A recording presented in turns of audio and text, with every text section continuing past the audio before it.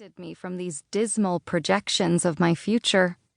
Once I made it to graduate school, I had a professor reject a paper proposal about cultural approaches to disability. She cast the topic as inappropriate because insufficiently academic.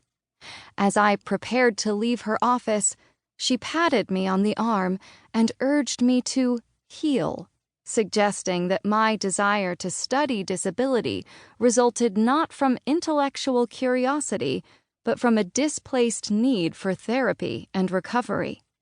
My future, she felt, should be spent not researching disability, but overcoming it.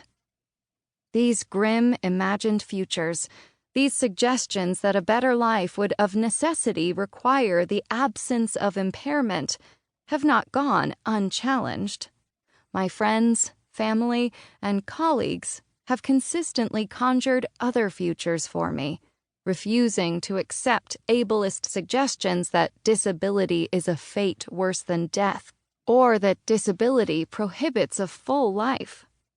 Those who have been most vocal in imagining my future as ripe with opportunities have been other disabled people, who are themselves resisting negative interpretations of their futures. They tell stories of lives lived fully, and my future, according to them, involves not isolation and pathos, but community and possibility. I could write books, teach, travel, love, and be loved. I might raise children or become a community organizer or make art. I could engage in activist struggles for the rights of disabled people or get involved in other movements for social justice. At first glance, these contradictory imagined futures have nothing in common. The first casts disability as pitiable misfortune, a tragedy that effectively prevents one from leading a good life, while the second refuses such inevitability, positioning ableism, not disability, as the obstacle to a good life.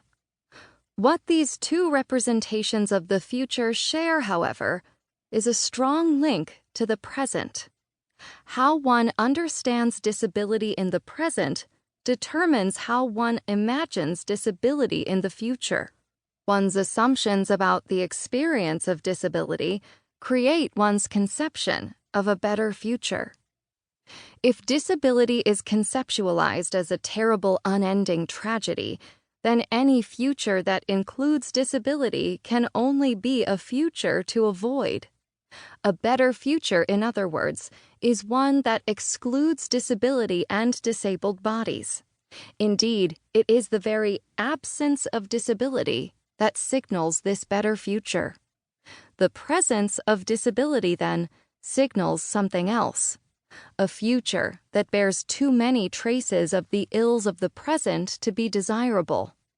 In this framework, a future with disability is a future no one wants, and the figure of the disabled person, especially the disabled fetus or child, becomes the symbol of this undesired future.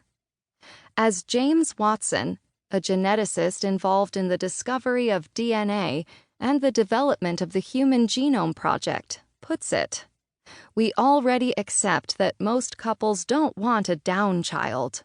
You would have to be crazy to say you wanted one, because that child has no future. Although Watson is infamous for making claims about who should and shouldn't inhabit the world, he's not alone in expressing this kind of sentiment. Watson's version simply makes clear some of the assumptions underlying this discourse, and they are assumptions that cut to the heart of this project. The first is that disability is seen as the sign of no future, or at least of no good future. The second and related assumption is that we all agree. Not only do we accept that couples don't want a child with Down syndrome, we know that anyone who feels otherwise is crazy.